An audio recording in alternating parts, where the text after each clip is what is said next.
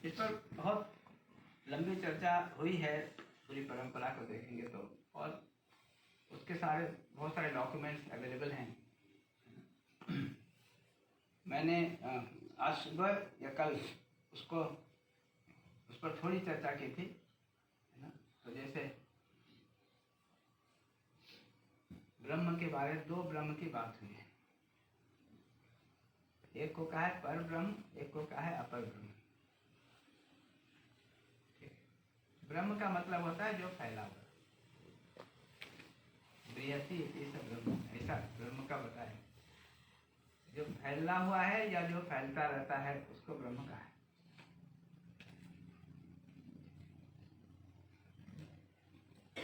ब्रह्म के बारे में 2 प्रकार के ब्रह्म की बात हुई, एक पर ब्रह्म और एक अपर ब्रह्म।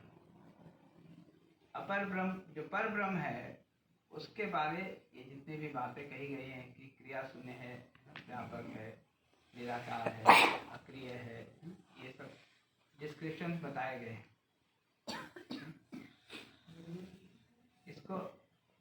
इसको पर ब्रह्म कहा, ठीक है। और दूसरा जो अपर ब्रह्म है, उसके बारे ये कहा कि ये भी फैला हुआ है लेकिन क्रिया है। जो भी हम लोग शब्द प्रयोग कर रहे थे वो कह रहे थे सूक्ष्मतम क्रिया है ना। को देखेंगे तो वो फैला हुआ है, कोई एक जगह पर ही नहीं है, बहुत फैला हुआ है। ये दोनों अनादि काल से हैं, पर ब्रह्म और अपर ब्रह्म। ये जो पर ब्रह्म है ये निराकार है, ये जो अपर ब्रह्म है वो साकार है। ये जो सूक्ष्मतम क्रिया है, इसी से ऊपर की स्थूल क्रियाएं बनती हैं। ये जो सूक्ष्मतम क्रियाएं आपस में मिलकर जब संयुक्त होती हैं तो उससे कोई स्थूल क्रिया बनती है। वो स्थूल क्रिया जब संयुक्त होकर आपस में कोई बनाती है तो उससे और स्थूल क्रिया बनती है। यही सृष्टि है। सृजन का मतलब इतना है। वो जो स्थूल क्रिया बनी, जब वो विखंडित हो जाती है, टूट जाती है, तो फिर सूक्ष्म क्रिया में बदल जाती है। यही प्रलय है। ठीक। तो ये जो अपर ब्रह्म है उसको महत ब्रह्म भी कहा है। ये जो महत ब्रह्म है, इसी में सृष्टि का रचना और विरचना होती है, सृजन और प्रलय होता है। ये जो पर ब्रह्म है, आप कई बार पार ब्रह्म है ना भी कहते हैं। व्यास के सामान्य आरतियों को भी देखेंगे तो वो सब प्रयोग में आते हैं। जैसे ओम जय जगदीश हरे को अगर आप देखें तो उसमें ये सब शब्द आते हैं। एक जगह आता है पार परमेश्वर। तो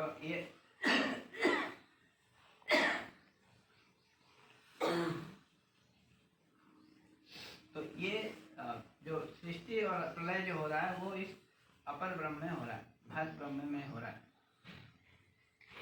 ना। क्या है कि जो बहुत आप उसको क्या कहते हैं, भावपूर्ण और दूसरे को ध्यान में आ जाए वैसी भाषा में जब कहते हैं, तो सुबह मैंने बताया था कि ये बात कहा है गीता को अगर आप पढ़ेंगे कि ये जो महत ब्रह्म है वो योनि की तरह, योनि मतलब जिसमें सृष्टि होती है ना। और ये जो पर ब्रह्म है वो उसमें बीज डालने वाला है, निमित्त कारण का है, बट वो उपादान कारण नहीं है। उसमें कोई बदलाव नहीं होता, कोई परिवर्तन नहीं होता। जो भी बदलाव हो रहा है किसमें हो रहा है? अपर ब्रह्म में, महत ब्रह्म में हो रहा है।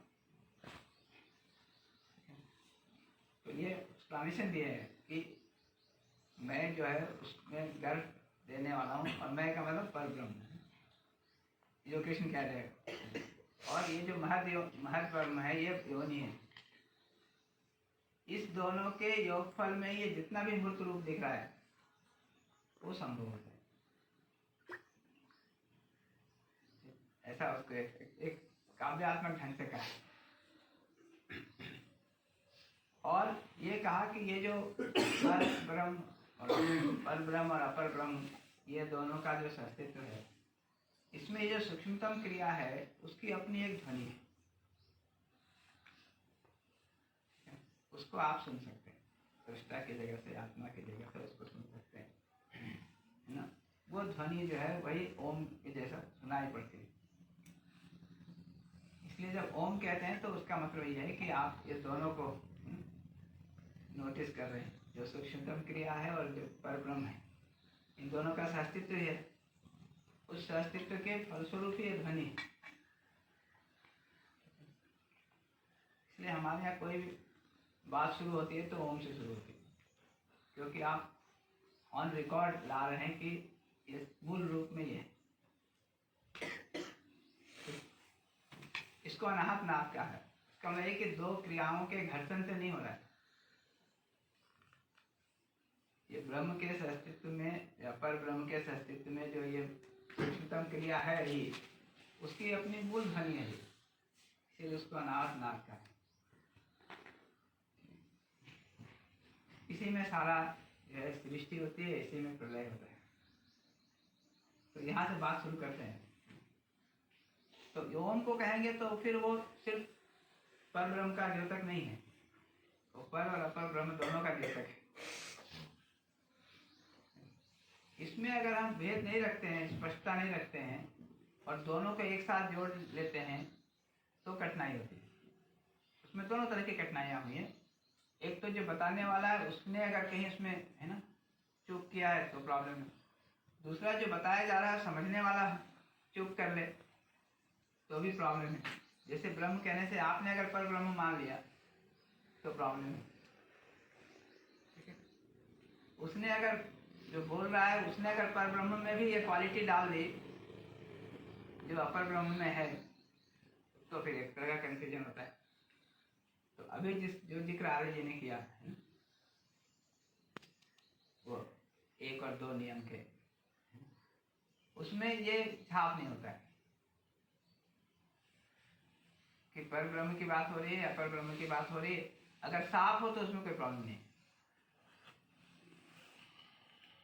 ये दोनों है, दोनों का अस्तित्व है। उस अस्तित्व में एक में निराकार होने का वो दिखता है, एक में साकार होने का दिखता है। एक में गुण की बात ही नहीं है क्योंकि क्रिया नहीं है, दूसरे में गुण की बात है क्योंकि वो क्रिया है। अब आप कहाँ से देखते हैं वो आपको दिखाई पड़ता है।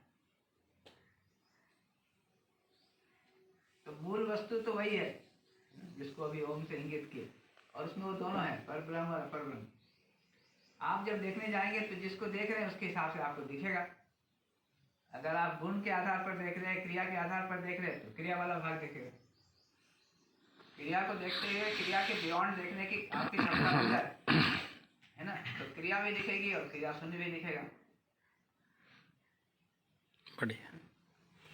तो इसलिए वो दोनों का अपने में योग्यता विकसित होना जरूरी है, अन्यथा हमको दोनों एक जैसे लगते हैं। हो सकता है बताने वाला भी एक जैसा बता रहा हो या वो तो अलग बता रहा हो, लेकिन देखने वाला उसमें जो है दोनों को अलग अलग नहीं कर पा रहा। तो इसलिए जो सृष्टि रचना को अगर देखेंगे तो पर ब्रह्म में नहीं बताते हैं, वो तो अपर ब्रह्म में ही बताते हैं, महत ब्रह्म में ही बताते हैं। और महत ब्रह्म को अगर देखेंगे तो वो क्रिया के रूप में, ऊर्जा के रूप में, ऊर्जा संपन्नता के रूप में ऐसा दिखता है। उसमें जो सूक्ष्मतम है वहां से लेकर जो स्थूलतम है ना, उसका जो डिस्क्रिप्शन है उसी को विश्व विराट स्वरूप का है।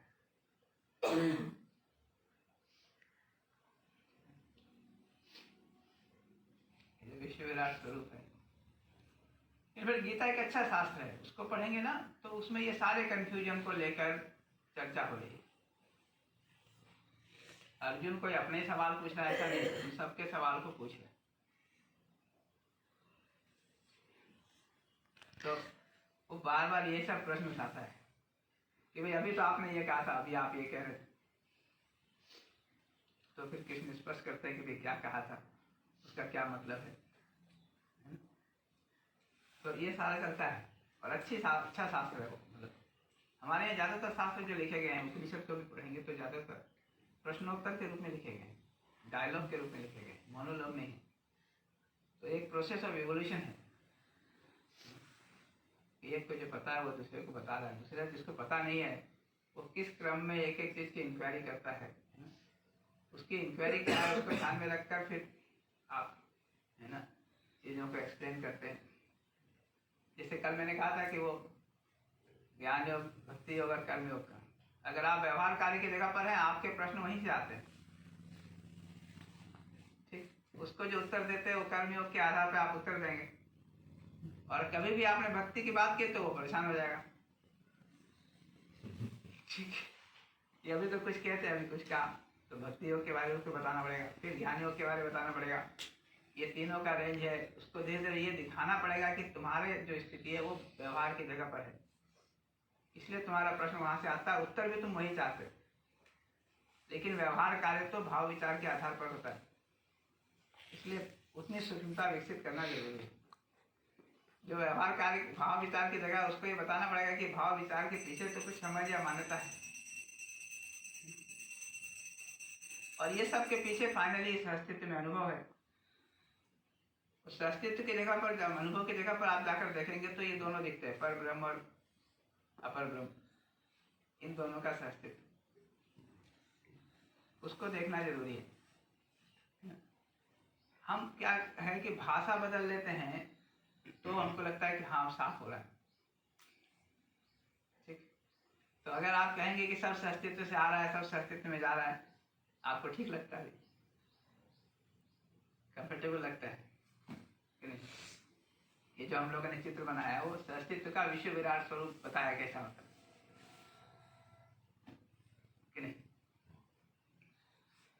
ये जो अस्तित्व है सूत्र रूप में इतना ही है, बीज रूप में वो फैल के इतना बड़ा दिखता है, और अभी तो बहुत थोड़ा फैला है, अपने है ना बोर्ड की सीमा को ध्यान में रखते हुए इतना सा वही है ना, इतना फैला हुआ दिखता है। बट बीज रूप में देखेंगे तो अस्तित्व, बीज रूप में देखेंगे तो ये ब्रह्म है। और ब्रह्म कौन सा? जो पर ब्रह्म और अपर ब्रह्म है। लेकिन रचना विरचना को देखेंगे तो अपर ब्रह्म में रचना विरचना हो रही है, महद ब्रह्म में रचना हो रही है, इसको इसलिए योनि का वही योनि है। लेकिन ये जो पर ब्रह्म है वो नहीं बदलता। और फिर उसमें ये बताया कि जब तक वहां पे आप रहेंगे, अपर ब्रह्म तक के रेंज में रहेंगे, कितना भी सूक्ष्मतम हो, ठीक, आपके प्रभावित हो जाने की संभावना है। ठीक, इसलिए परम धाम नहीं है। अंततः गत्वा ये जो पर ब्रह्म है उसमें अनुभव होना जरूरी है।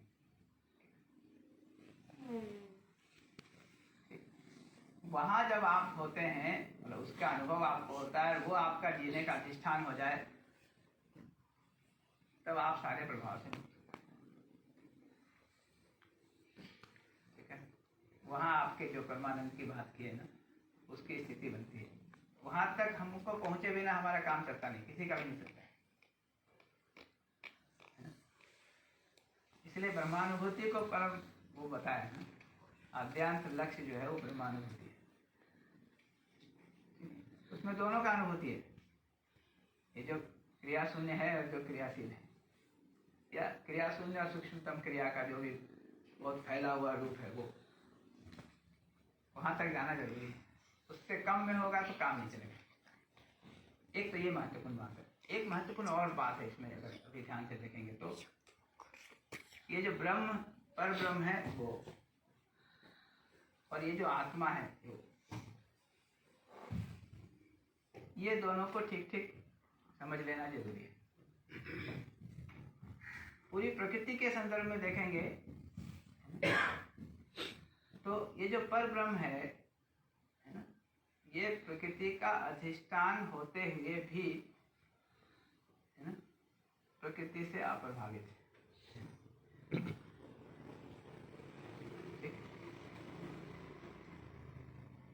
आत्मा को देखेंगे तो आत्मा क्रिया होते हुए भी, है ना, बाकी क्रियाएं,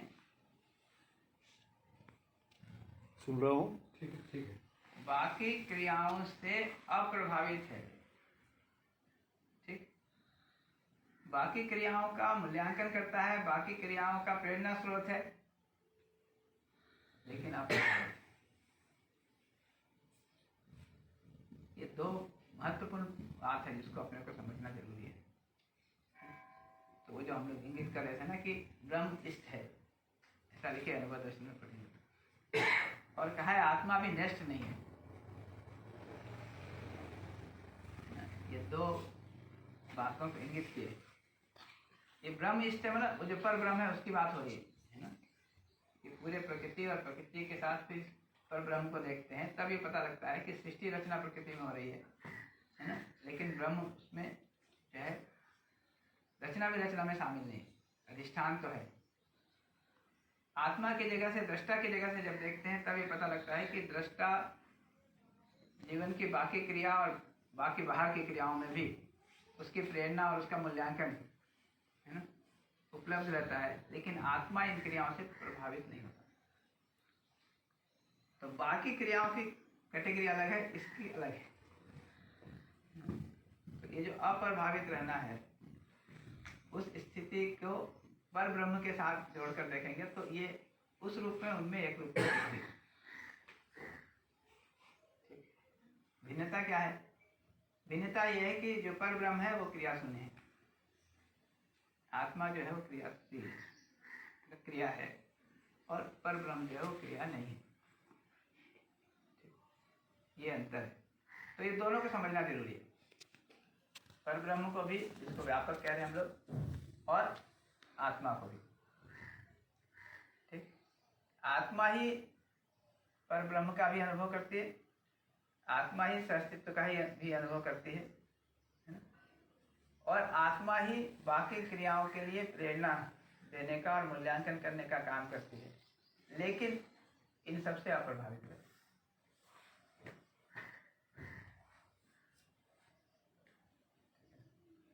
इसलिए उसको एक जगह पे रखा है कि ये दोनों ही इष्ट है।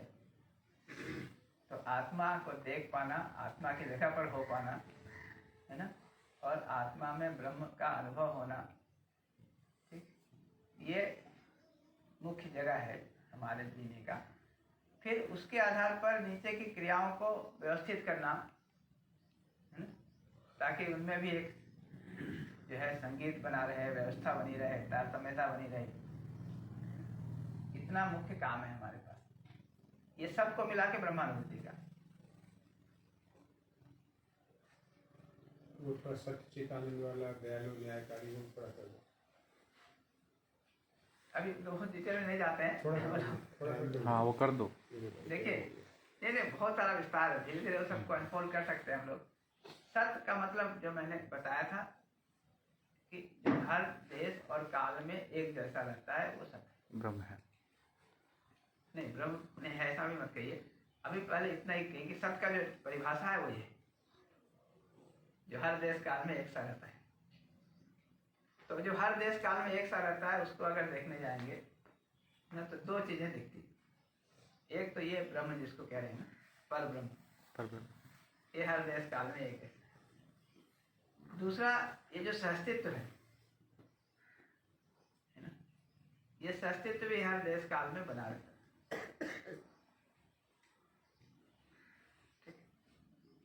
तो इसको सत्य कहा है, बहुत ब्रॉडली देखेंगे तो ये है।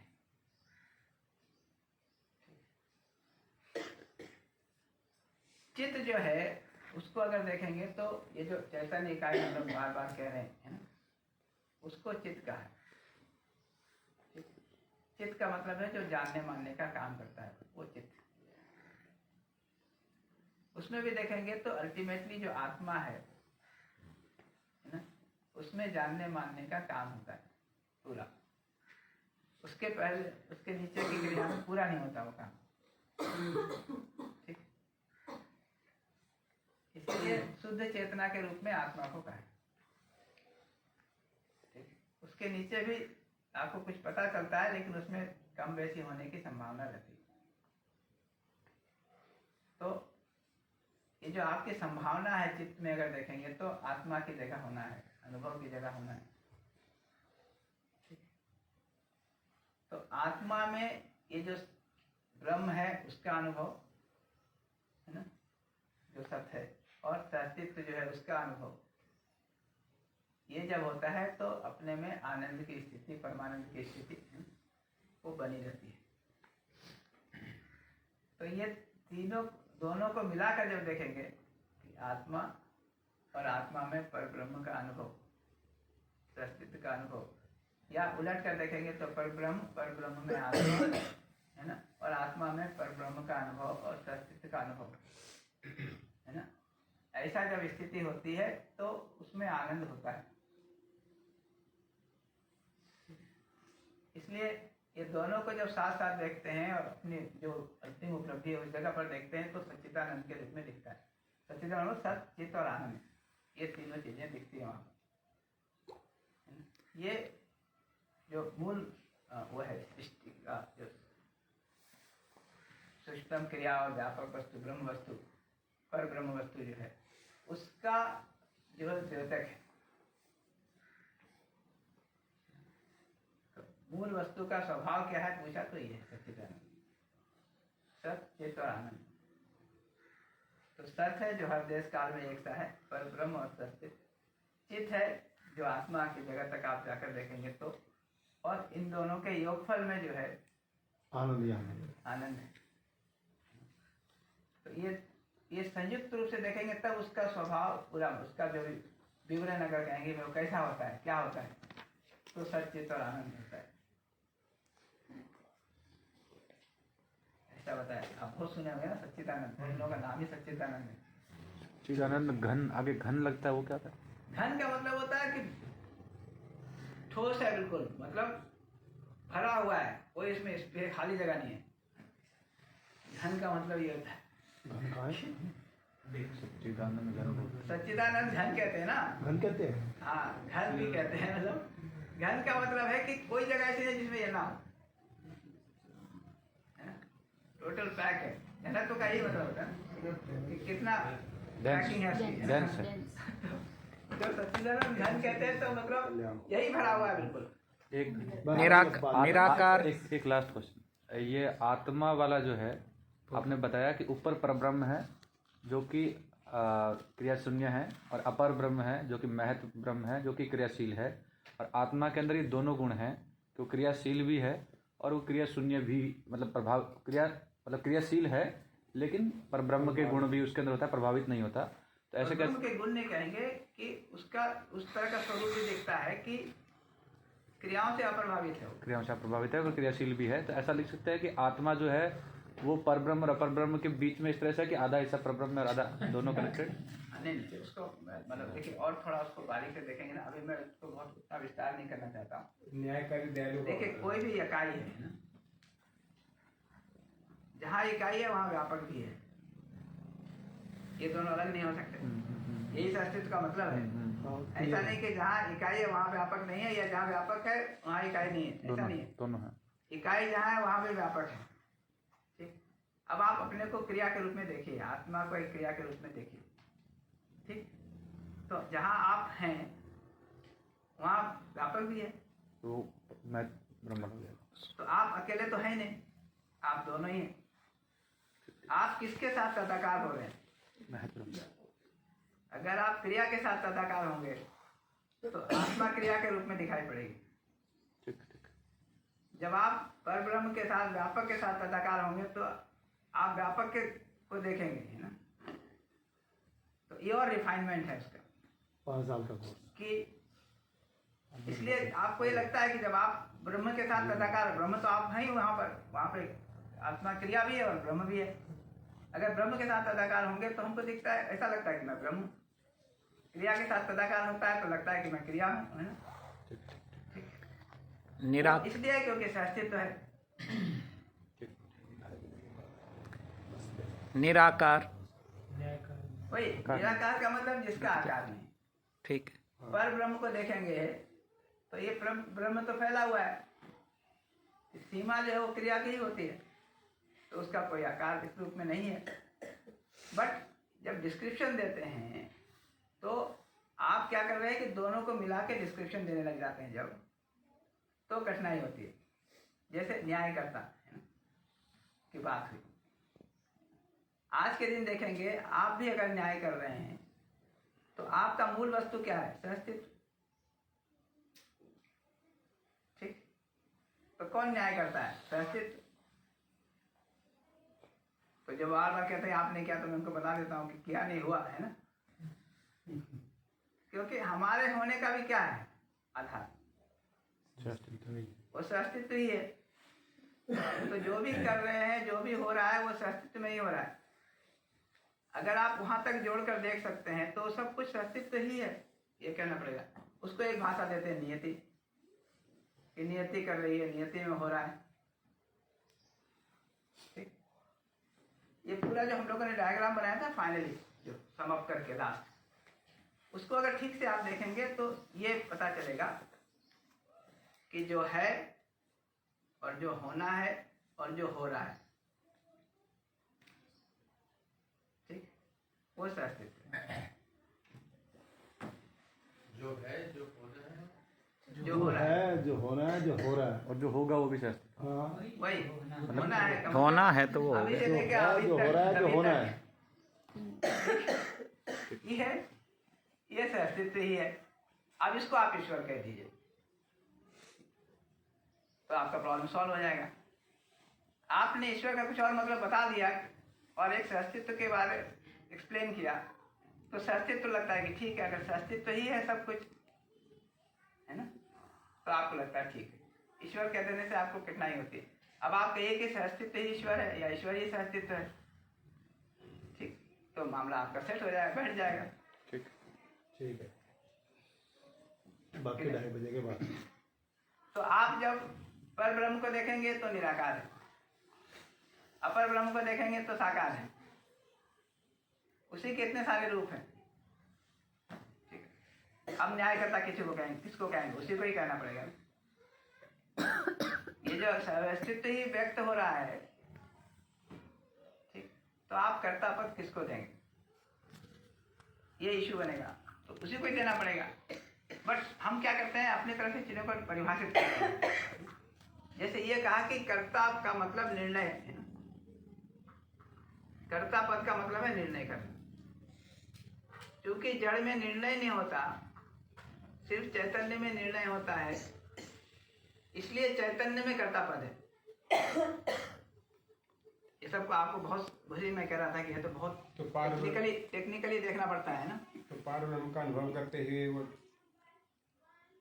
है ना, तो आप क्या कह रहे हैं कि आपने कह दिया जिसमें निर्णय लेने का, ये निर्णय लेने का अधिष्ठान क्या है? अस्तित्व है। ठीक, अब अगर इतना थोड़ा पीछे ले गए तो आपको पूछेंगे कि भाई कौन कर रहा है? फिर बस ही। अस्तित्व ही कर रहा है। आज इतना ही बहुत तो अपार है फिर। बट क्या है, वो अपने ढंग से हम चीजों को वो कर देते हैं ना, कि लोगों को समझाने के लिए जब हम उसको छोटा करते हैं ना, डिफाइन करते हैं, ताकि दूसरे को समझ में आ जाए। अभी ही करते हैं। बोलो सियावर रामचंद्र की जय।